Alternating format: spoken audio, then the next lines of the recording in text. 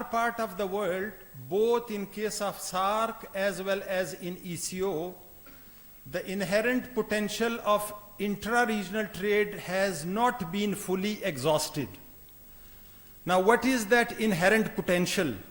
We have been talking for the last 2-3 days that there is potential, but do we have an empirical evidence that yes, that is the potential? So that potential I have calculated during my PhD in WTO Secretariat, Geneva, by applying a gravity model. So the result I am going to share with you. Gravity model of trade predicts bilateral trade flows based on the economic size, often using GDP, and distance between two countries. What does it show? The model demonstrates positive relationship between volume of trade and the economic size, and inverse relationship with distance between the countries. So if GDP increases, volume of trade would increase. If distance increases, volume of trade would decrease because of the transportation cost. That is the estimation result. I will skip this. Again, this is the equation which I have applied for the potential trade. I have predicted what would be the future trade among SAARC countries and ECO countries, which are 10 member countries, Pakistan, Turkey, and Iran, and 6 Central Asian countries, and 1 Afghanistan. So that is the main table of my presentation, which shows that the predicted trade with ECO countries. Now see, the table shows that in case of Afghanistan, we are exhausting 97% of the potential. But in case of Uzbekistan, only 10%, while in case of Turkey, that is 112%. So Turkey is the highest, second is Afghanistan, and Tajikistan is the least. Predicted trade with SAARC countries. In case of SAARC, India is the least, and Afghanistan is again, and Bangladesh is 200%, Sri Lanka is almost 600%. It means that the gravity model which predict trade and what is the actual volume of trade, that is 6 times more than the predicted value. Result, the coefficient of the log of exporting country GDP at 1.1 indicates that when GDP increases by 1%, trade increases by 1.1%.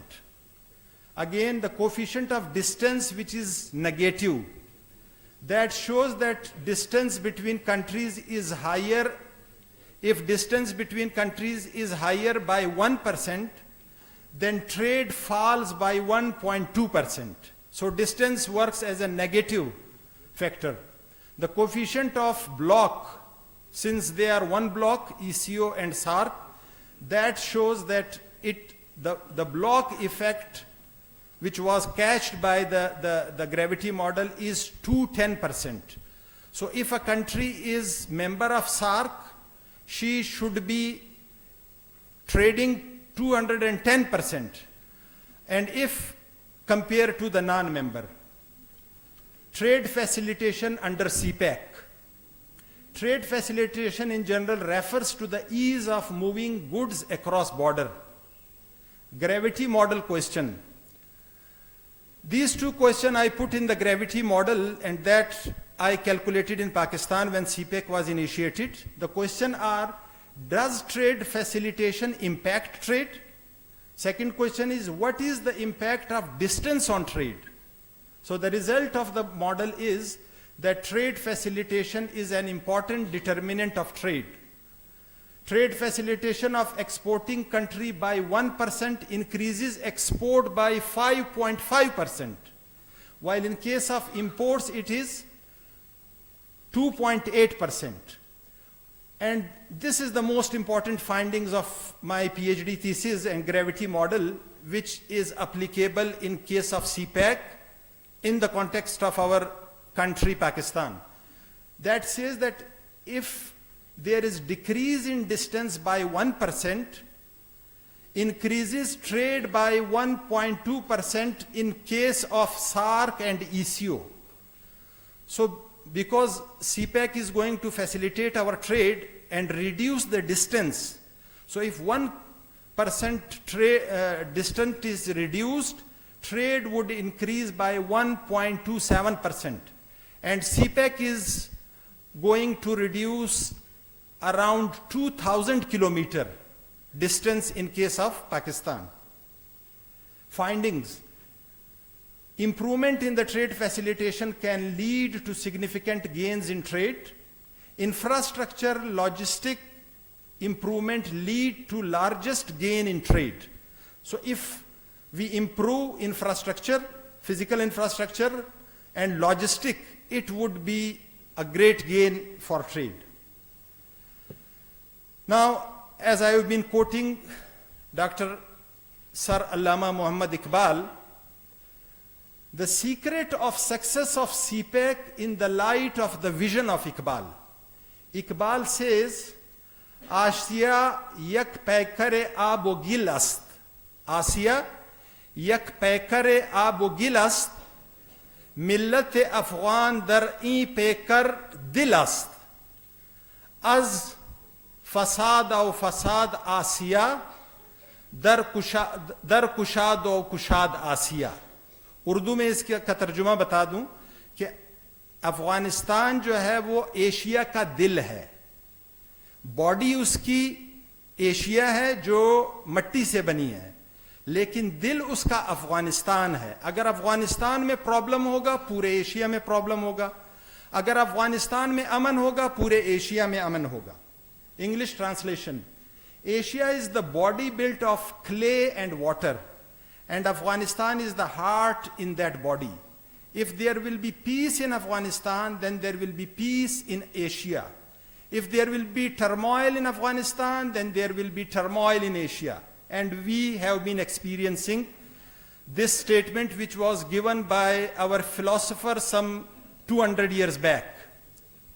Now, last one. China's role as a peace broker in Afghanistan. China is playing her role as a peace broker, and this is a step in the right direction. Thank you. As I am leaving for Quetta and I have to rush to the airport, if you got any question, I can answer it. Ijazat hai, Dr. Sir? Yes, please. Dr. Jahangir Achakzai, for your insightful share of knowledge on the topic. Now is the next panelist is Dr. Shahid Rashid, Executive Director, Center of Excellence for CPEC, myself, to share my thoughts briefly with you. So if there is no question, I can leave for... Thank you. Thank you very much. Bismillahirrahmanirrahim. His Excellency Yao Jing, Ambassador of People's Republic of China to Pakistan, respected panelists and delegates, faculty and students, ladies and gentlemen. Assalamu alaikum, ne hao, and a very good afternoon to all of you. It's really an honor and a pleasure for me to talk at PSDE 34th Annual General Conference. And the topic of this conference is Pakistan's economy, the way forward. My topic of today's discussion is the role of CPEC corridor in regional economic integration. Here are the contents of my presentation. It includes the regional integration in South and Central Asia, also the regional integration under the Belt and Road Initiative of China, then the role of China-Pakistan economic corridor in regional economic integration, and way forward. Regarding the regional integration in South and Central Asia, as my previous colleague has also mentioned that there is a lack of intra-regional trade, and you can see that the intra-regional trade in the South and Central Asia is less than 10%, and their overall trade is very less as compared to ASEAN, which is 23%, and European Union, which is 61%. And that's the reason that Europe has been developed so much and their per capita income are too high, because one of the contributor is the intra-regional trade. So we need to uplift the intra-regional trade in South and Central Asia. Moreover, 38% of the world export product produced by global value chains, but Pakistan share less than 1%. So Pakistan has to connect itself with the global value chains. So once Pakistan could do it, then Pakistan can actually raise its exports, and also growth in the GDP could be attained. Another dimension is limited trade facilitation, which has curtailed the sub-region from exploiting the benefit of geographical contiguity. So we need to actually facilitate the trade, and the last presentation was about it.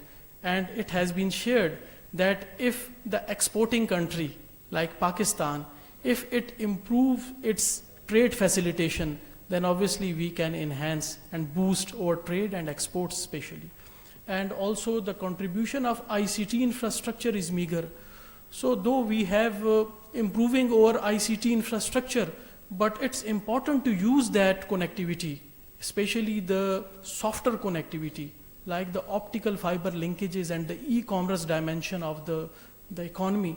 So if we do it, then we can enhance our trade. Regarding the dimension of Central Asian republics and also the West China, like most of these countries are landlocked, and Pakistan and the CPEC can provide them a feasible connectivity to connect with the Arabian Sea and the Middle East and Africa. So more than 80% of the world trade which is done through sea, but cars are landlocked, that's why they cannot do it. However, the China-Pakistan economic corridor can provide and educate connectivity of these landlocked countries with the Arabian Sea. Another dimension which is regarding the logistic performance. So in case of Southern and Central Asian republics, the logistic performance, which is measured by a World Bank logistic performance indicator, that index performance is very low in these countries and in Pakistan as well. So the number is 2.43 as compared to the ASEAN, which is performing well, which is 3, in EU, which is again 3, and in Middle East, which is 2.9.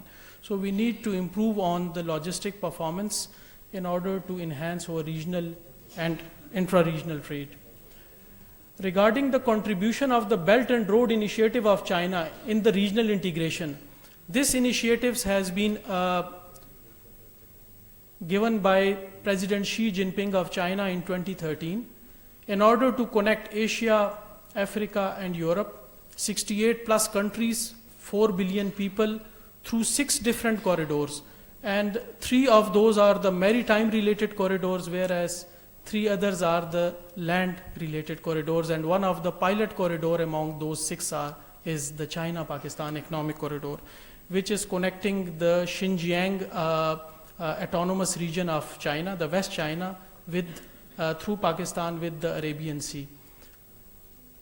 Regarding the provision of the Belt and Road Initiative for the regional integration, it's a multifaceted, and there are 5 dimensions in which BRI is offering the regional integration provisions. One is connecting infrastructure, which is planning and building connected infrastructure across these 68 countries in the 3 continents, and creating the infrastructure network that connects Asia, Europe, and Africa. So apart from that physical and hard connectivity infrastructure, the BRI is also supporting the unimpeded trade through removal of barriers to investment and trade, and also discussing free trade areas with countries and regions along the Belt and Road corridors. The third dimension is policy coordination. It's another important dimension, because if the policies are synergistic among these different countries of Belt and Road Initiative, then they could gain the best out of it. So promoting intergovernmental cooperation on policy, also building a multi-level intergovernmental mechanism for macro policy exchange and communication. Another dimension is people-to-people bond. This is very important because it creates harmony and it creates cultural synergies. And once the trust is there among the people, then they could better do the trade and boost the trade. So in that regard, inheriting and promoting the spirit of friendship and cooperation along the Silk Road, and also carrying out extensive cultural, academic, and talent exchanges. So these are few of the dimensions under BRI, and the last one is financial integration. This is another important dimension to deepen the financial cooperation among the BRI countries and promote systems for monetary stability system, investment and financing, and credit construction across the Asia and Middle East and Europe. So these are the dimensions which BRI is offering, but the beauty in the BRI is that all of these countries have to come up with their own proposals to China and to the other countries of BRI in order to make win-win cooperation and win-win projects. If every country is contributing to that regard, then obviously they can get benefit. And European Union model is in front of us, where a lot of countries are actually sharing their policies, sharing their infrastructure, sharing even common currency. All of these have made the EU a success story, and we need to see in Asia the model and in Africa as well. So regarding the CPEC, as you know that CPEC is connecting West China with throughout the country by several road alignments, like the Western Corridor, which is connecting Xinjiang through Kashgar with Gwadar, and the Eastern Corridor, which is going through the Punjab, Sindh, and depart at Karachi. And there is a coastal highway as well, which is connecting Karachi with Gwadar. So there are different road links which have been established under CPEC in order to connect and in order to provide a feasible road linkages between China and Pakistan, and also it's opening up Central Asia, Africa, and Middle East. So regarding the China-Pakistan Economic Corridor, CPEC can provide most efficient trade route to access sea for West China, cars, and Europe. Also, it will improve the carbon footprints of the region, and in that way, the environmental implications could be minimized, because the other side of the trade is a long journey from the east of China to the Middle East and Africa. Provide better integration in the global value chains to Pakistan, around 800 kilometers Gwadar coastline available for value-added export industries. So if industry would be there, trades would be generated, and once trade would generate, then obviously these infrastructures which are in construction phase or otherwise constructed, this could be used. So export-oriented industry in Pakistan could boost the economic integration through CPEC.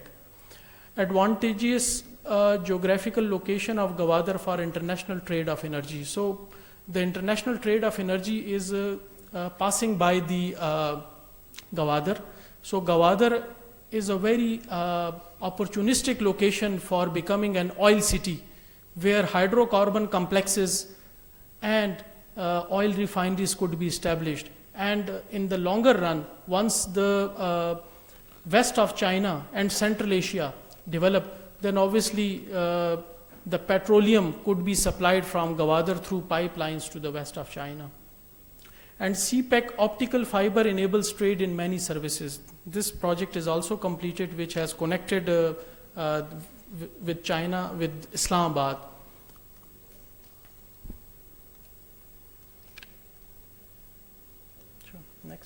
Next, Gardner. Okay, development of corridors is an essential approach to enhance trade integration, and we need to integrate cross-border system with China and other countries, which includes the customs, immigration, police, transportation, and health services. So all of these different aspects of which are applied at the border terminal between two countries. So these aspects are very important to be taken up between the borders of China and Pakistan at Hunjrab. So once a very, I would say, efficient border transactional terminal is available between both the countries, then obviously that will help out to transact the efficiency of the trade between China and Pakistan through CPEC. Regional level agreements for reducing tariff, non-tariff barriers and unofficial payments. So this could be another dimension to facilitate the trade. Improved connectivity provides access to the special economic zones, the export processing zones, the free trade zones, services, in order to drive the economic development. So CPEC is not just a connectivity project. CPEC is also focusing on the special economic zones, the export processing zones and the free trade zone. So once these zones are developed, then the production of these zones will travel and will move through these different corridors and these different links in order to facilitate and boost the exports of the country. Next. So the way forward is like CPEC has already gone through the early harvest phase of the project, and the next phase is the market cultivation phase. And under the new government, the way forward are the 6 doors of prosperity which are shown to you. Please. 6 doors of prosperity. The first one is trade and market access. So through this we would like to boost our trade, especially exports to China, and get the more market access from China.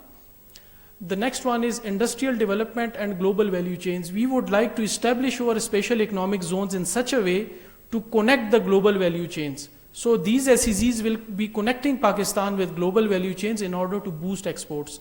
The third one is socio-economic development and poverty alleviation. So through this door of prosperity, we would like to boost our socio-economic development through CPEC in order to reduce the poverty, especially in our rural areas. Agriculture modernization and marketing is another door of prosperity under CPEC, because we are generally an agriculture-led country, but our contribution to GDP is just 20% from the agriculture sector. So through agriculture modernization, especially with the cooperation of China, which has already established its agriculture sector, so we can modernize the sector, we can establish the technology transfer from China to our special economic zones to produce the technology and the machinery here, and then sell it to the local farmer of the small scale, so that they could modernize their agriculture to get more yield and market those products again back to China, because China is importing more than $100 billion worth of foods every year from the world. So we would like to get more share from that. Gawadar Oil City I have already mentioned, and the blue economy at Gawadar, because the aquaculture in Gawadar is too much untapped, and through CPEC we would like to tap it. Regional connectivity and third-party participation. I have already mentioned regional connectivity. Third-party participation is that other parties, other enterprises and other countries could come to CPEC, where it is allowed by the bilateral partners China and Pakistan, where the opportunities are there, so that they could invest in those projects, so to construct collectively and then use it collectively. Thank you very much.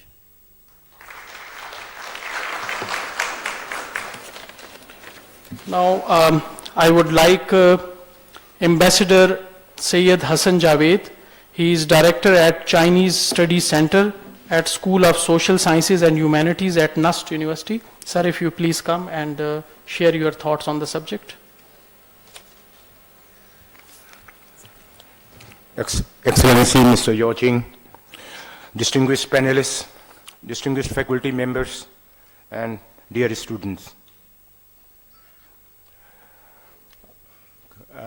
I'm going to tell you a few things, but before that, I start with my dear poet, Allama Muhammad Iqbal, who actually his poetry is worth quoting here. Himala ke chashme ubalne lage, गिरां ख्वाब चीनी संभलने लगे, हिमालय के चश्मे उबलते हैं कब तलक, खज़िर नज़ारा करता है वुलर के किनारे, उठा साकिया इस पर्दे राज से, लड़ा दे ममूले को शहबाज से, गया दौर सरमायादारी गया, खेल दिखा कर मदारी गया. What has happened to China and now is happening to Asia. the center of gravity of economic center of gravity of the world is shifting to Asia. So why Obor and why? So this was a question put at an international conference in Beijing, and the American professor asked why Obor, why China had to start all this. The reply of the Chinese was very interesting that I would like to share with this distinguished audience. Said, according to our Confucian culture, a prosperous neighborhood is important for your sustaining your own prosperity. That was the first reason. So the second reason the Chinese professor said was 2007 and 8 global financial crisis hurt China, and as it hurts many other countries. So we realized we will never put all the eggs in one basket anymore. And that basket referred to US and Europe. The third reason was that the world economy has been going through a recession for the last 20 years. And so China feels that there is a need to break this logjam, and for that it is necessary to have new growth points, new sectors of activity, new products, new innovation, new ideas. या तो नौ अफकार नौ से है नमूद कि संग खिश से होते नहीं जहां पैदा वही ज़माने की हर गर्दिश पर गालिब आता है जो हर नफ्स से करे उम्र जावेदा पैदा.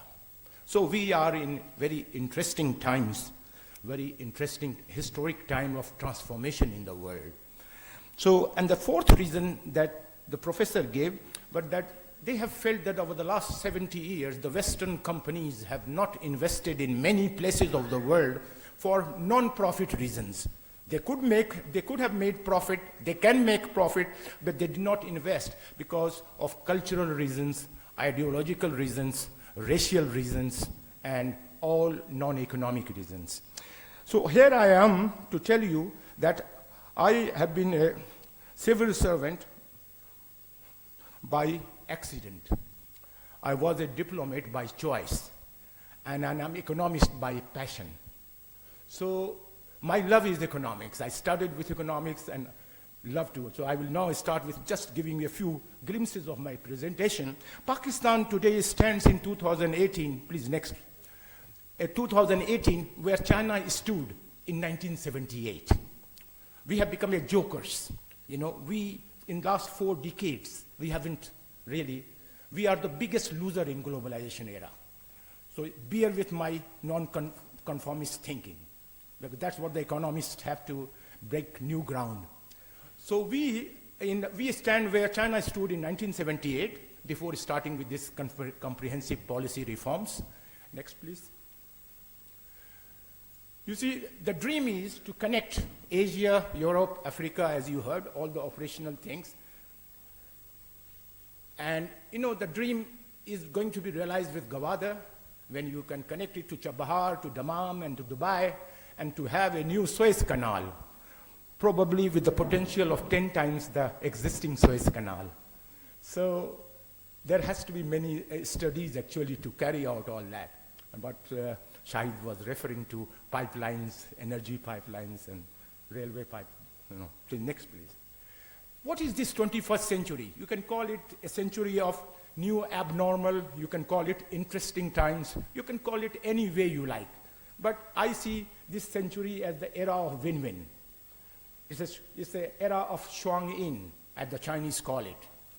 And this is going to really, next please, next change what we see in Asia for the next remaining years in 21st century. China is rising as a stabilizer, a multi-stabilizer. Now, with the 34% of world GDP being growth contributed by China alone, you can imagine the impact. And China's lead is growing. And it will continue to grow, let me tell you. In my view, China is still in the early stages of its rise. So China's rise will not reach its plateau phase until 2050. That's, in my view, estimates and, economic indication. By 2050, China might be equal to 3 or 4 times of US economy. So you can understand the implications. China's One Belt, One Road, 1.3 trillion, expected to add 4 trillion to the regional economies by 2030. And then you have the interior of Eurasia being opened. And then you have, it is the next wave of globalization. Pakistan, in my view, is not really prepared and is not really with the mindset that is needed to harness the rise of China the way it should have been. And there are many reasons, structural reasons, mindset reasons, lack of reforms, elitist approach, pro-West bias, whatnot, you just on and on. So this is where you see the Belt and Road countries, 65, some larger estimates put it 88, but whatever it is going to be a major, major element. We make our students learn the lessons in economics of Great Depression and Rostow theory and Pareto theorem and all those things.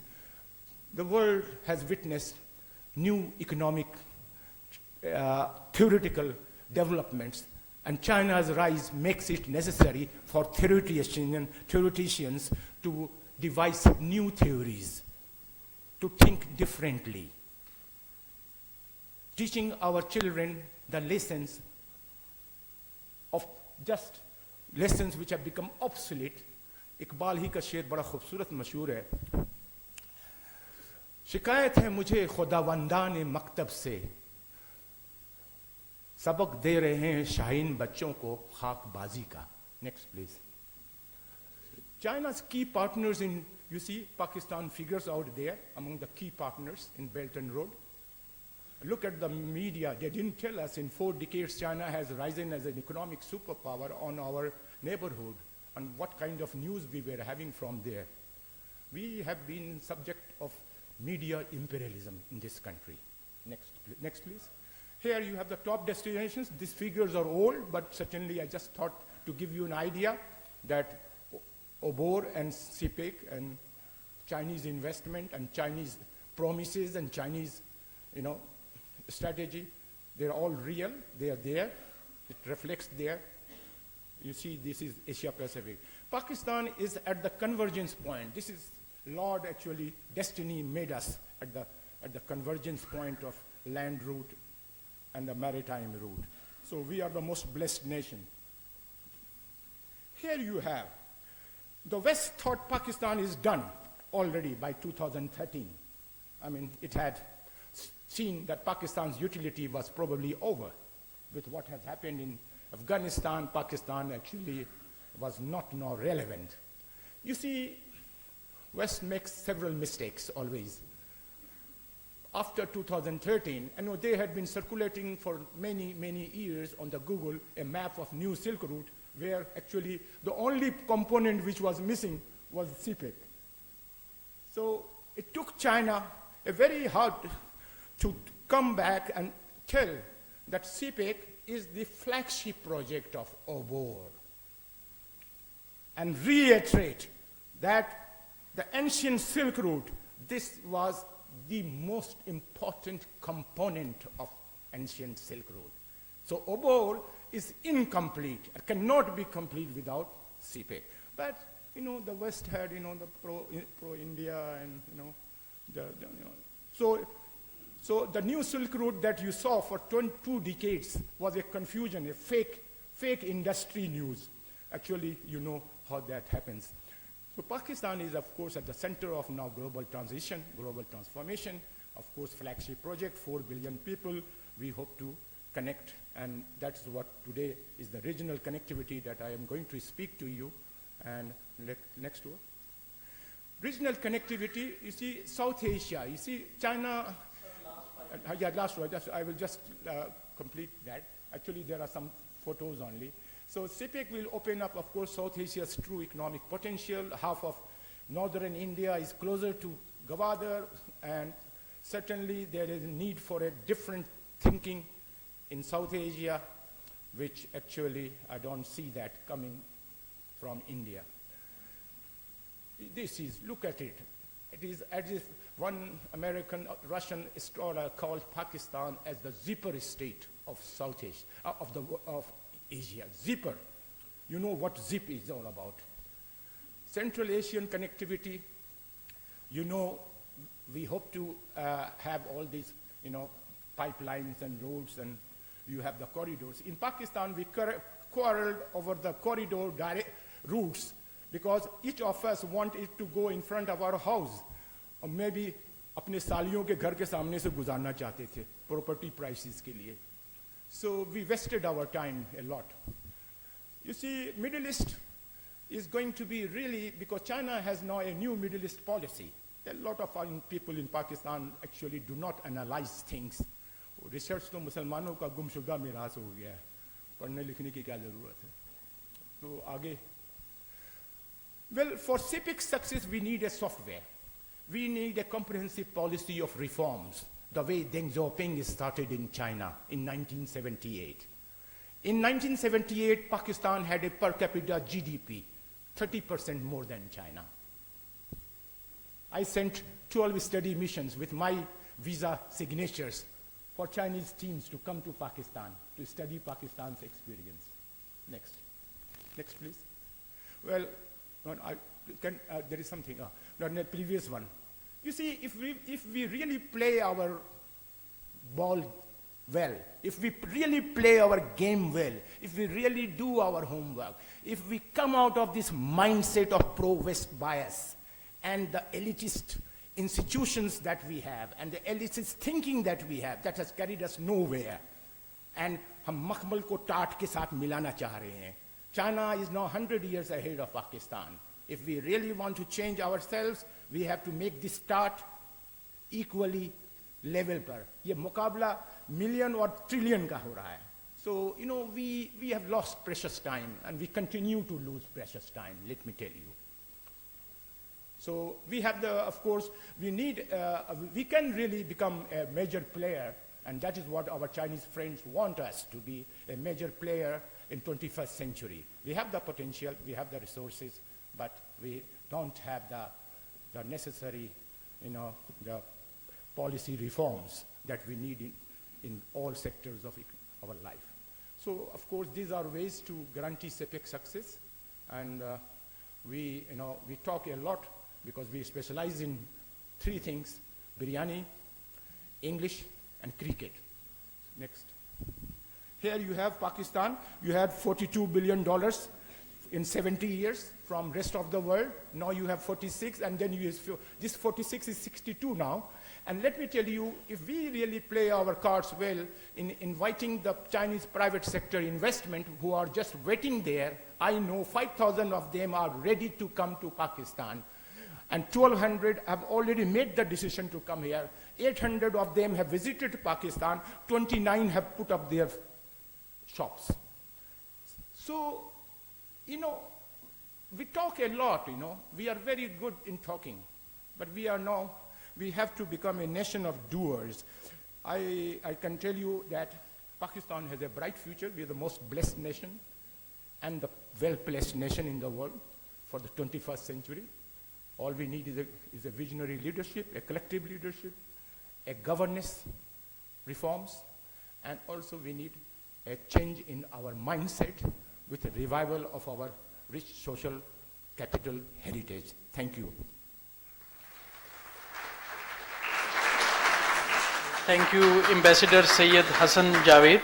And now I would like to invite Dr. Chao Hai, Center for Social Sciences from China. Let's invite Dr. Chao Hai. Okay. Thank you very much for inviting me here. Thank you for PIDE, and thank you for this distinguished guest to be here this afternoon. I'm very glad to visit Pakistan, actually this second time this year. In May, I had the opportunity to come here and also in this room to talk about issues related to US-China, to Pakistan and to CPEC. I think the name of this conference hall is called Crystal Ball. And for what happened in the past 2 years, we really need a crystal ball to look into the future and figure out exactly where we're heading. I think we're facing, even though with really optimistic views of the future, but we have to weather the storm, the headwinds that in the coming future we have to face together. So I'll start with some of my observations, because in the past 6 and more months, my institution and myself mostly deal with US-China relations, and particularly the trade war between US and China. So I'll give you less about CPEC, because I think my colleagues have talked about that very thoroughly. I'll talk about more about US-China relations and how the rising populism in the West will impact not only China's economy, but also the global economy overall, and also China's foreign investment behavior. So what happened since 2008, I think our guests talked about 2008 a couple of times, and that financial crisis really started a new era. And in the past 2 years, I think we see the changing of global political economic structure rapidly because of the heritage we inherited from the 2008 financial crisis. And after that, I think we all know there's been a long term low interest rate from the Western countries, not only the United States, but also other countries following the suit. So that created severe inequality and debt in developing and emerging countries. That not only created a huge problem within developed countries, but also now we can see gradually the effect and the consequences of those economic decisions in developing and emerging markets. And after that, I think 2011, we started to see the Arab Spring and other color revolutions in other countries, leading to civil wars in Libya and Syria, creating massive forced migration into Europe, and some of those even to further away from other countries. So you can see that European countries under double pressure, not only economically, because you can see the economic slowdown, but also politically, because of large amount of migration into those countries. And because of those pressure, there's rising populism, coupled with this really widespreading social media since 2007 and 2009 in Western countries, including China. So you combine all these forces together, we see the rising populism, and inside the populism, you can discover this anti-elitism, I'll talk about that later, and racism, xenophobia, and nationalism. So all those factors started to impact current politics. That you can see clearly what happened to those three countries. Right, in France, you have yellow vest on the street, lighting fires on the street of Champs-Élysées. You have the British minister facing confidence vote just yesterday. Barely passed, and her whole plan of Brexit is facing difficulties, and we don't know exactly where that is heading. And then you have Chancellor Merkel. She will not pursue the next chancellorship, and she's going to probably step down in the coming years. So you can see that in Europe, the Central European Union countries are falling apart, and the structure, what we are familiar with, the rules-based, so-called rules-based global structure, is facing a lot of problems. And under this rising populism, I think my colleagues has already mentioned, one of the consequences is the rising protectionism. Because of anti-elitism, you also have anti-globalization, anti-globalist, as President Trump says it. And also, because of that, you have anti-connectivity. Because in this session, we talk about connectivity. However, there are a large portion of people who think that connectivity is not good, it's bad. And when you have more connectivity, you have people who they don't welcome into their society. You have cheap goods flooding their market. You have themselves losing jobs and losing social status. So all those combined together, like I said, we face headwinds. And you can see in Europe, as well as the United States, you have a re-borderization, which means Brexit. The British wanted to step out of the European Union, re-establish their borders.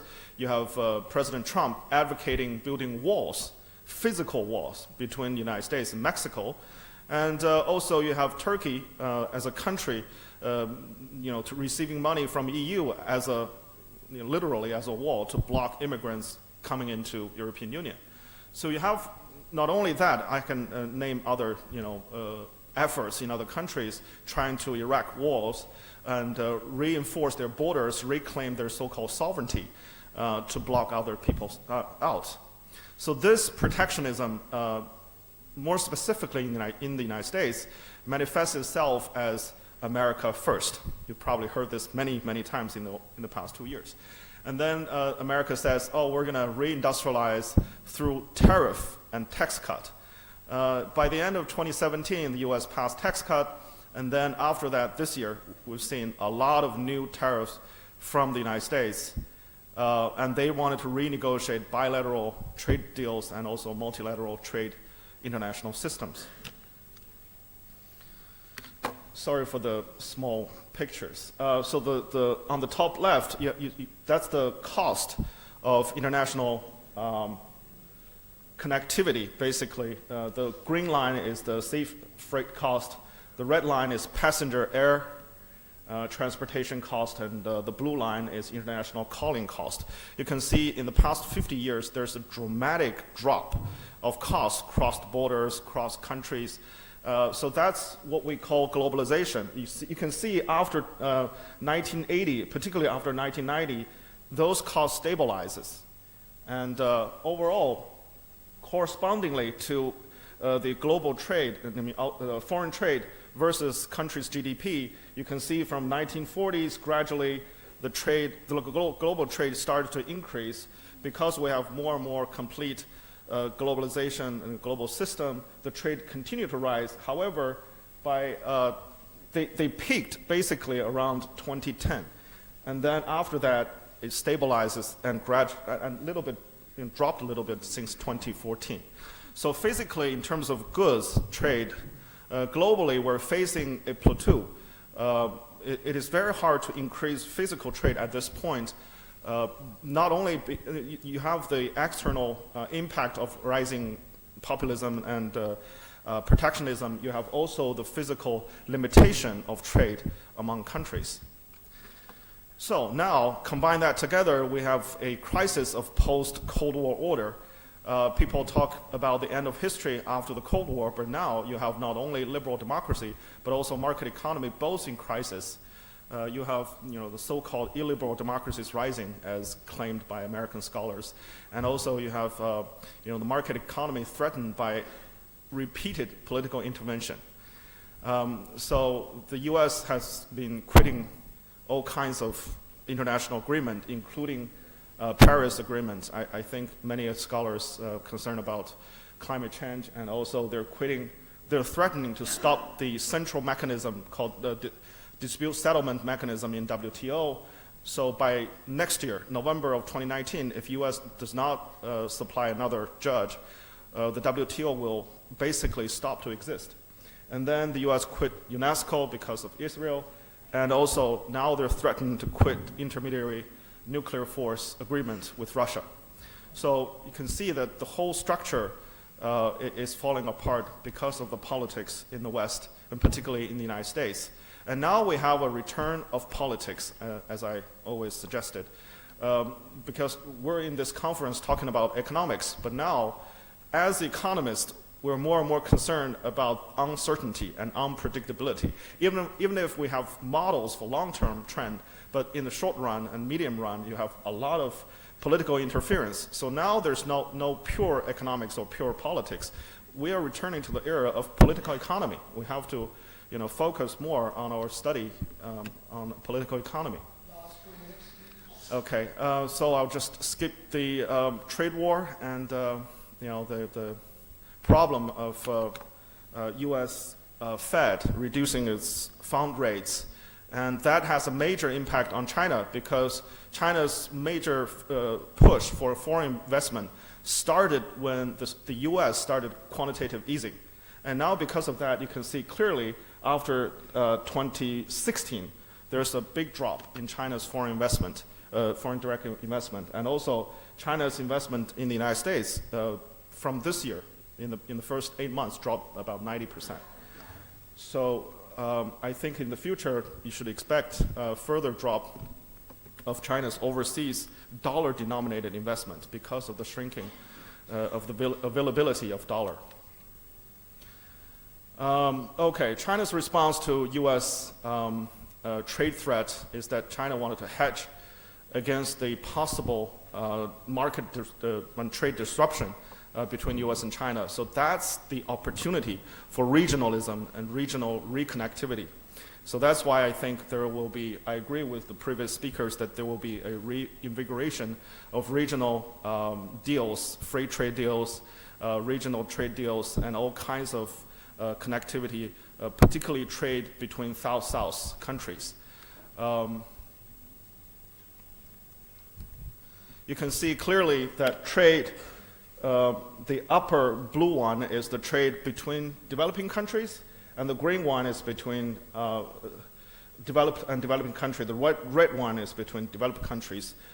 Since 1990s, the trade among South countries, between developing countries, between emerging markets, are increasing dramatically. And I think that trend will continue for the foreseeable future. So what's the future of CPEC? Well, since we have limited time, I want to propose a CPEC 2.0, which is that, because we've all talked about how to integrate Pakistan into this possible global supply chain, global value chain, that's all fine. But I think global trade has two parts. One is good trade, the other one is service.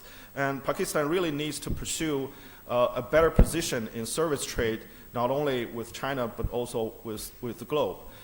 In terms of tourism, I just give you one example. I recently visited Morocco. Morocco, before 2016, has no visa-free policy with China. By then, every year, only about 5,000 Chinese visited Morocco. But 2016, we signed a deal. They have a visa-free policy with China. And by 2017, we have 100,000 Chinese visiting Morocco. 2018, this year, for the first 8 months, 140,000. So this whole year, we're expecting close to 300,000 Chinese visiting one single country. And if Pakistan increases infrastructure and also tourism attractiveness to China, you can have not only a booming industry, but also in a large part resolve the problem of foreign currency shortage.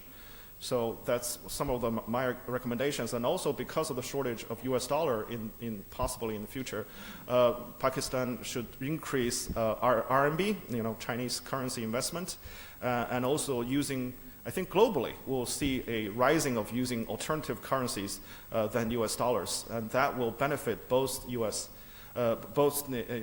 countries outside the US, including Pakistan and China. So I remain hopeful because I think CPEC will remain the flagship project for the Belt and Road Initiative. And next year, we'll have another big conference, international forum, I think in May 2019 in BRI. And hopefully we'll have presentable progress in terms of CPEC in that international forum. Okay, I'll stop here. Thank you very much.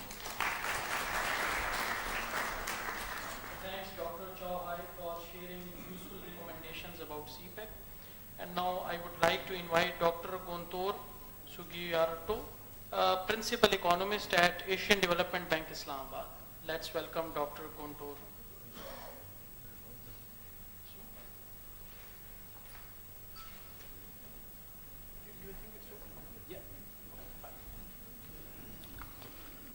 Thank you so much for having me. Given today is Friday, and given the theme of the session, and then given what the previous presenters already presenting, I adjust my presentation. I'm just going to bring 3 key messages in this session. First, let's put CPEC in a global perspective. First, CPEC actually one of the 6 corridors that already mentioned previous speakers. I just would like to emphasize here that the benefit of CPEC is not only accrued to Pakistan. CPEC is going to open up the linkage of a landlocked country in the Central Asia to the access to the sea, to the Gwadar, This is very, very good potential. So the second most beneficial of CPEC program is actually going to be Central Asian countries. Yeah? So my first key message in here is that Pakistan now, actually in a very opportune time, is in the golden time. Pakistan can make this into game changer. Why? Because Pakistan has, one is big CPEC. Second, Pakistan also has CAREC. CPEC going to link up Pakistan with the global production network as well as global value chains developed by China. And CAREC going to provide a mechanism of Pakistan to the Central Asian region. So for Pakistan now, the key challenge number one is Pakistan need to develop economic corridors to make sure that CPEC and CAREC is part of the Pakistan economic corridor development, not the other way around. And then the key now, this is the reason why we need to have a special economic corridor in Pakistan. I listed there about 10. We can discuss later in much more detail. And then I come up with kind of 2 additional points which is coming up from our work now. We've been working a lot on this issue. Second point is about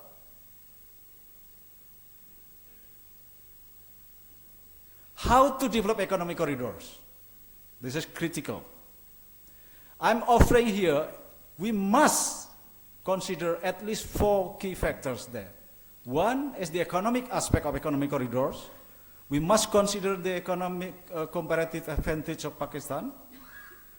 Second is the institutional and regulation.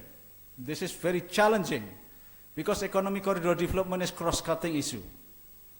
Third is about inclusiveness and sustainability of the economic corridor. And fourth is about the diaspora and external factor. This is very key for Pakistan. We have a lot of research about this, so we can discuss much more in detail. I'm happy to entertain you on that. This is the basic principle how economic corridor development in Pakistan must be developed.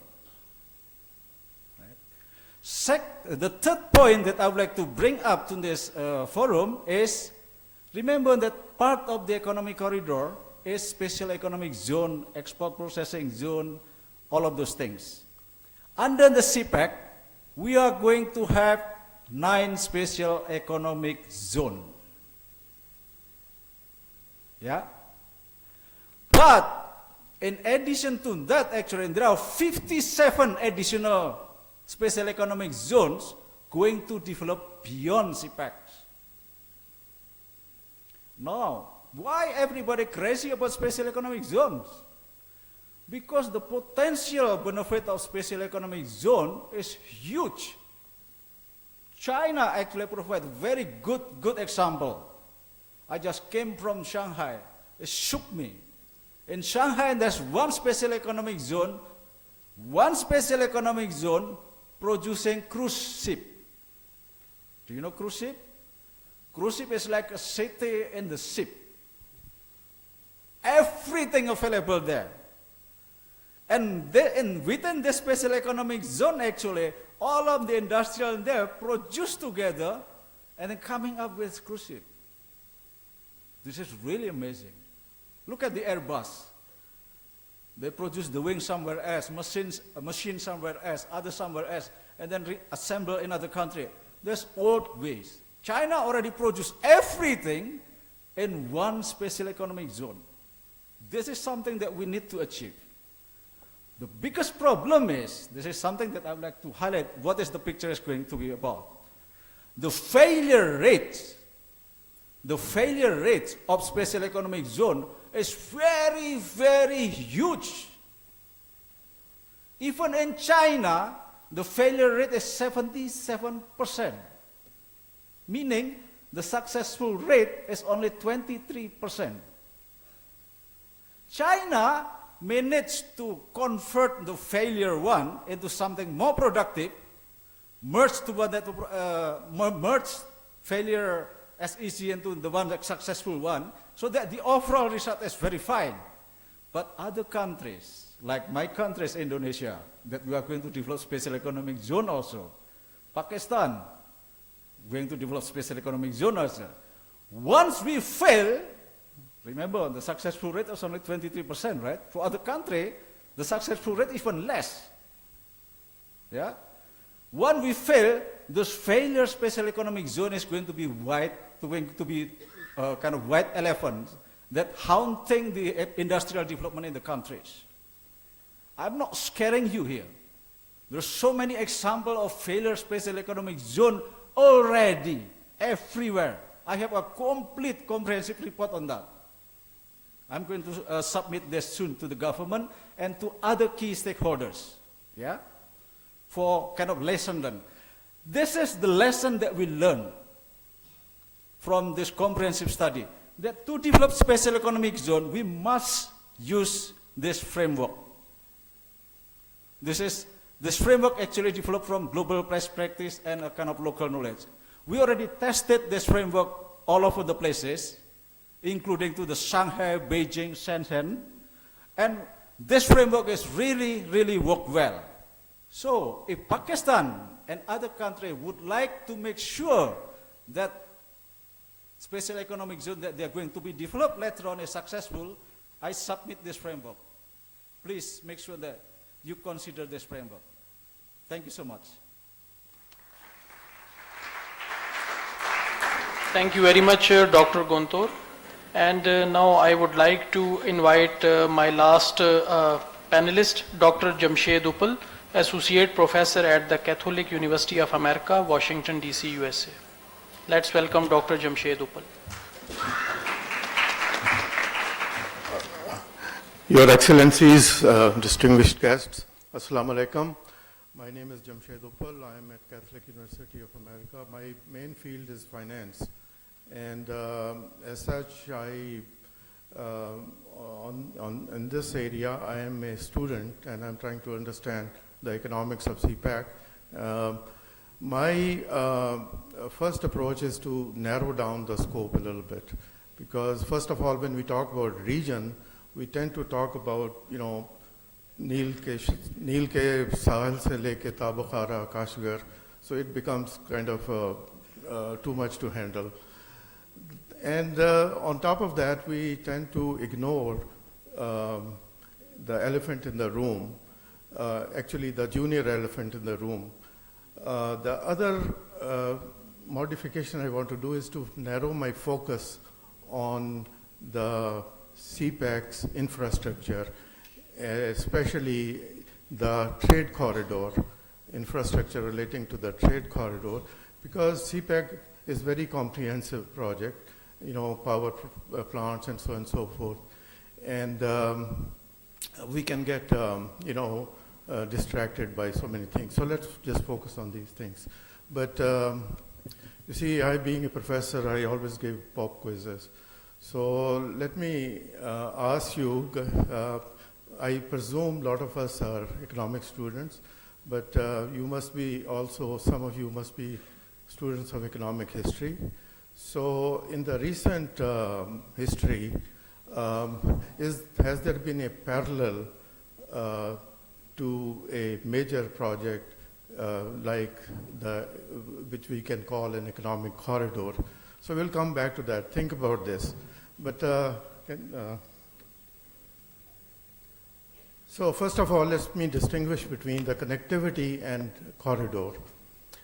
So if we define what is connectivity, regional connectivity is the level and effectiveness of regional networks to facilitate flow of goods, services, people, and knowledge.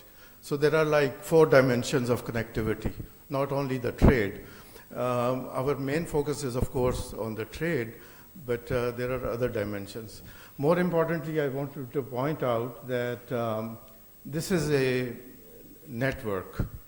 And to understand this connectivity principle, we got to use our economic network analysis or social network analysis to really have a good grip of that. So that's where the distinction comes between the corridor and the network. Essentially, the network is how economic centers are interconnected, but the corridor is one of those links. Corridor basically links to communities within a network.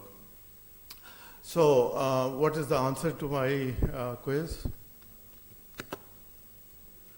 Of course, the ancient Silk Road was a corridor, and but in more recent times, you may have you may seen the slide. The Suez Canal is the prime example of a corridor. So here was the goodies of the East, and here was the West with rapidly industrialization happening. And so there were two different communities, and they had to be connected. So Suez Canal is the prime example, and you may have caught Ambassador Shahid mentioning that this is the 21st century Suez Canal project. Suez Canal opened in 1869, and by 1875, Egypt was bankrupt, and we don't want to be that way. We don't want to go that way. So let's think about through this thing, and the rest is history. We'll come back to this, why that happened. But moving on, so here is the network. And I'm stealing this slide from a very recent study. Actually, there have been series of very detailed and very technical studies on this topic. And that is done by, this is Macroeconomics, Trade and Industry Global Practices Group at the World Bank.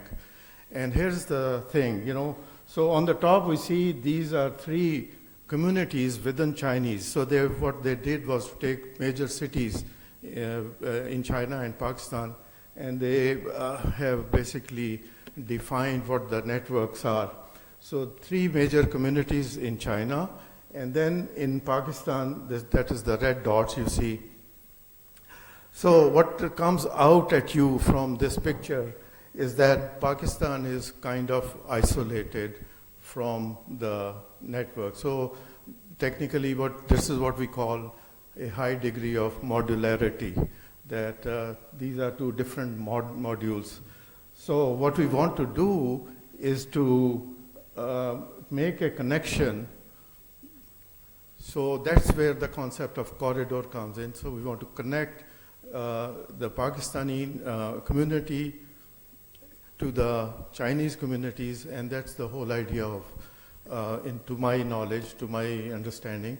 So I'm going to focus on this and see what are the implications for Pakistan. So what is going on is that we see very little connectivity between the Chinese communities and the Pakistani communities, and that is the whole rationale of making this corridor. So the corridor is going to be like the Suez Canal, and but we want connectivity. We don't just want to be a corridor. We want actually to develop our own networks so that we can integrate with the broader regional network.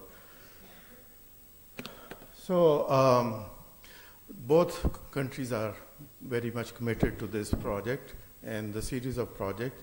So what we want to now focus on is how actually to enhance the potential of these projects, how to actually fulfill the promise of the BRI initiative, how the country should prioritize various projects and initiate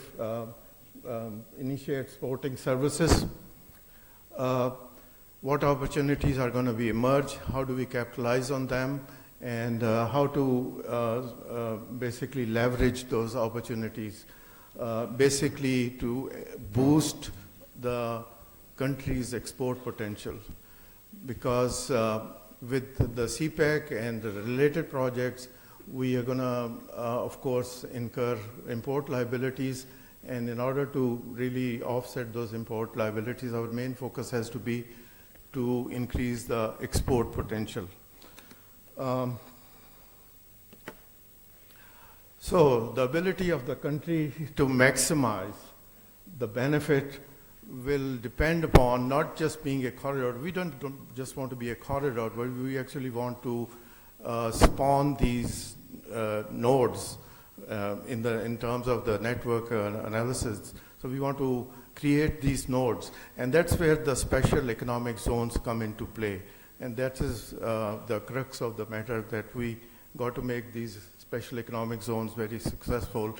Not only successful, but what we want to do is to just lock in ourselves within this corridor, along this corridor, so we can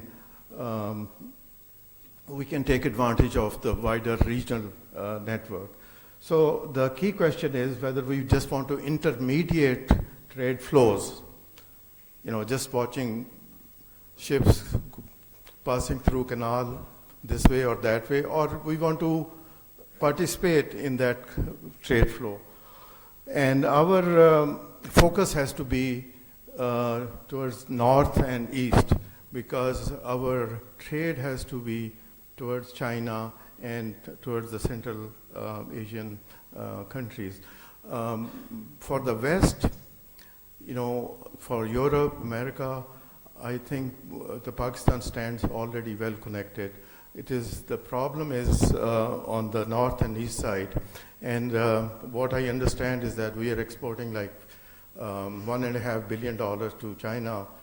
And in return, we are importing about $18 billion from China, about that magnitude. I may be wrong.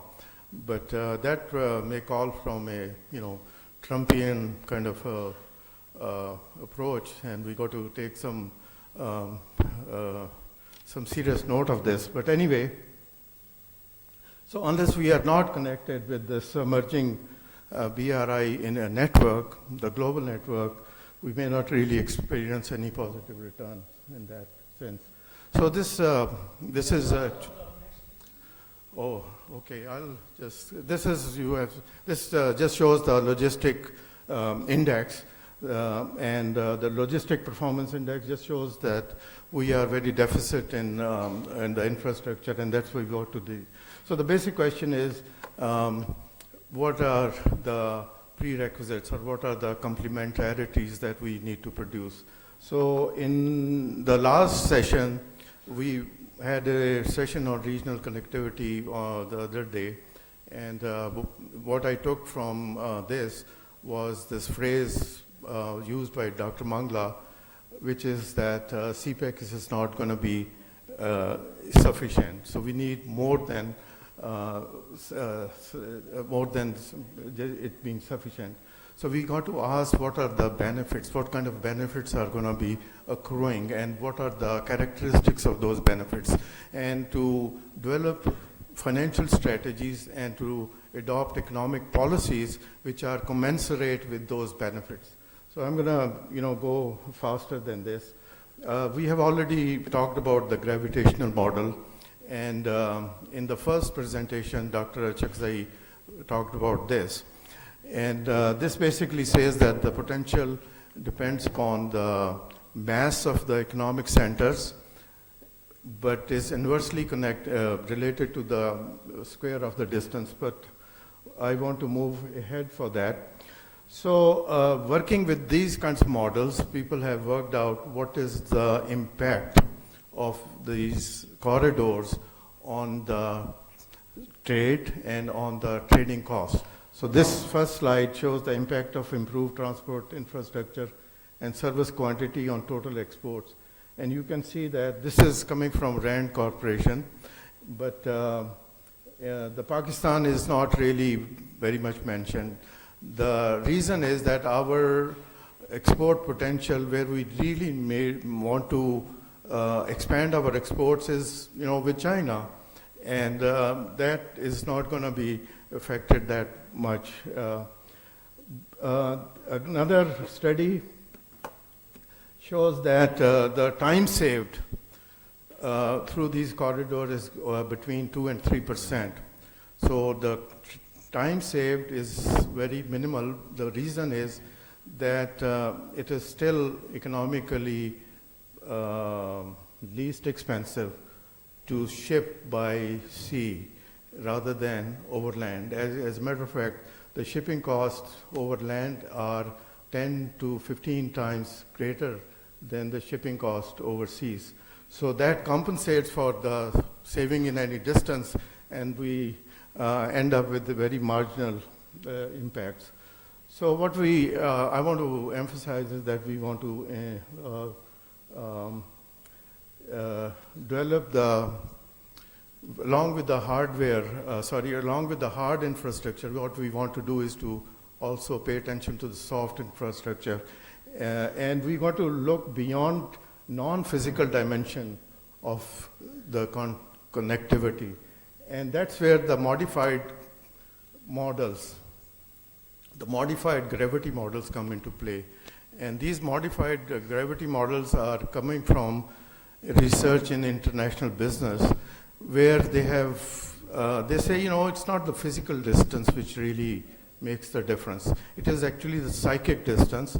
It is the cultural closeness or cultural apartness which really cuts the deal. So that's where we got to focus on.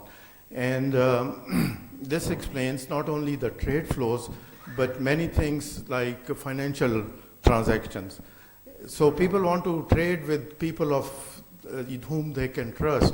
For example, if Italians want to go out and expand their trade, they will rather trade with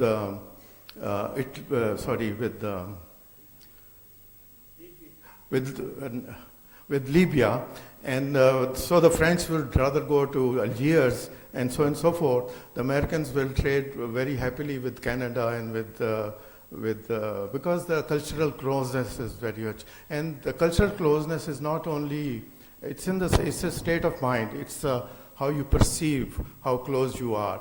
So what we want to do is to develop these people-to-people relationships, so we can, be integrated with the regional trade networks. So that will be the key to increasing trade and becoming, integrated. In short, what I find out that the nature of benefits is becoming clear. Initially, the benefits would be very faint and very minimal, but I do agree with all the speakers, they have come before me, that long-term potentials are huge, and we must do this. But that has implications. Initially faint, but long-term substantial benefits. But there are uncertain, so a lot of uncertainties. These are diffused externalities and spillover effects. So what we want to do is to somehow take these things into account. Another thing about the CPAC is still a supply-push project. And the supply-push is at the public level, at the governmental level. So what we want is to somehow convert into a demand-driven projects. Remember that Suez Canal was a demand-driven project. But the supply-driven projects are like, we talked about the Field of Dreams. This movie I must recommend everybody should watch. The Field of Dreams, which it says, if you build it, they will come. So that is the key phrase. If you build it, they will come. So that means if you are going to construct a road, people will start using it anyway. So that we have to make that transition, that it has to be a response to the market demand rather than the other way around. On the financial side, I wanted to focus on that because we want to be mindful of the country's chronic balance of payment situations. So we don't want to get into a situation where we are in the same position as Khadif Ismail Pasha was in 1875, or even worse, 1882, where the Britishers sent their forces and basically took over the country. So what they did was they appointed both the French and the Britishers, they appointed representatives basically in the cabinet, and basically took over all the financial decisions. And that was done because the financing was faulty. The way it was structured was faulty. So they issued international bonds. This is very interesting. And to finance the Suez Canal. And the Suez Canal took twice as, the expenditure on Suez Canal turned out to be double the amount they had anticipated. It took twice as long as they had anticipated, and the traffic was half as much as they had anticipated. So everything went wrong. But to cut the long story short, we know the story and then how Egypt turned into be. So what we want to do is to not get into that position. Sir, my apologies today. The Friday prayer time is Sorry, I'll just conclude with that. Thank you very much, and we look forward to any comments. Thank you very much, Dr. Jamshed Uppal, for sharing valuable thoughts with us. And now I would like His Excellency Yao Jing, Ambassador of People's Republic of China to Pakistan, to summarize the panel session. Let's welcome Excellency Yao Jing.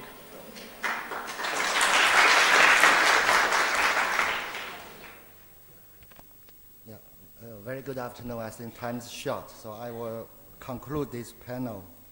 This is the first time for me to chair a panel, so I don't know what to do.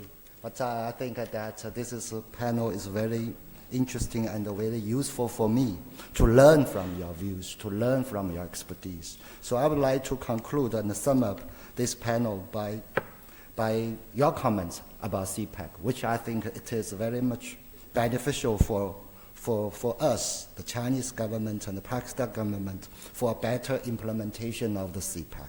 First, I think CPEC should be economy focused, because this should be a commercial and economic activity and project. We should be careful and alert on some kind of politicization or over-strategization of the project.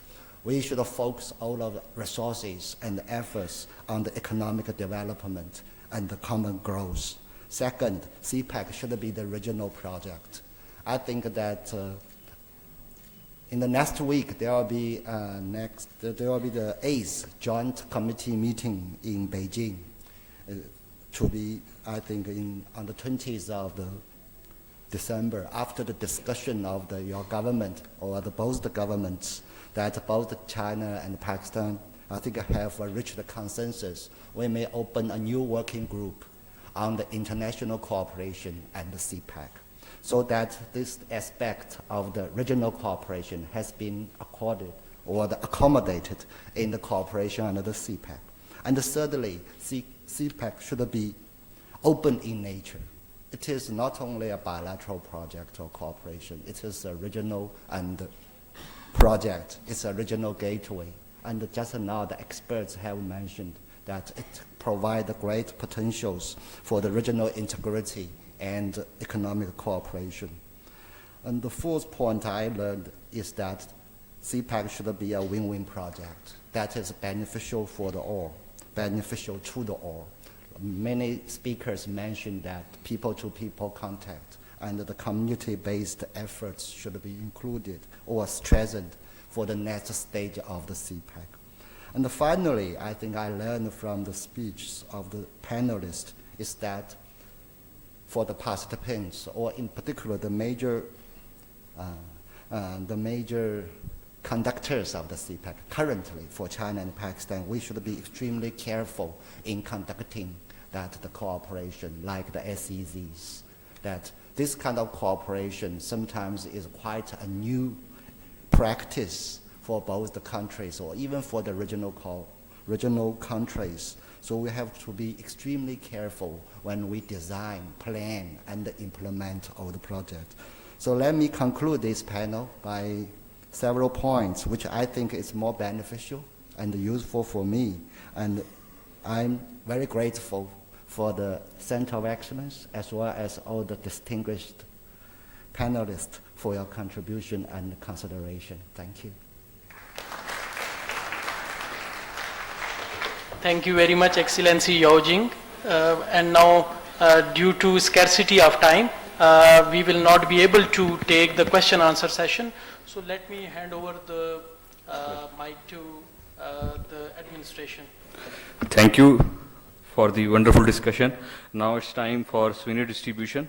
I would like to request His Excellency Yao Jing to present the shields to the panelists. Sir, please rise. Please, first, Dr. Gunter Sugiyarto, please receive your shield.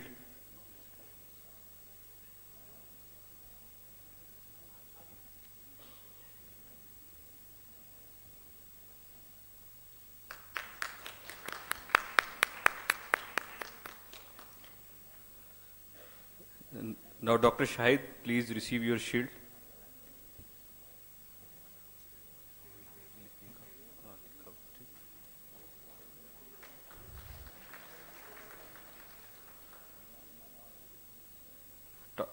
Dr. Chao Hai, please receive your shield.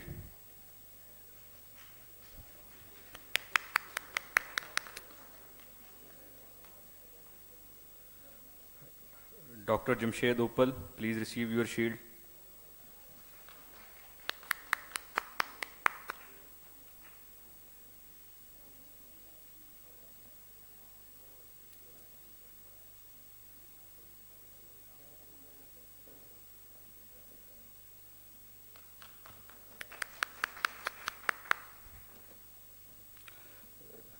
Now, Syed Hassan Javed, please receive your shield.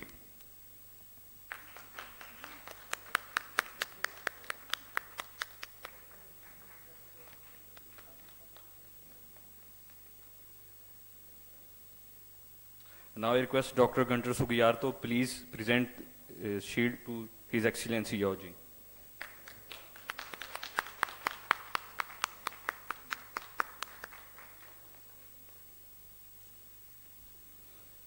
Ladies and gentlemen, thank you for your time. We have some announcements related to prayer. For males, nearest masjid is situated at Balochistan House, just across the road, and the prayer time is 1:30 p.m. sharp. For ladies, the prayer arrangement has been arranged in Noor Hall of Marriott, and lunch will be served at sharp 2:30 to 2:30 p.m. 2 to 2:30 p.m. Thank you.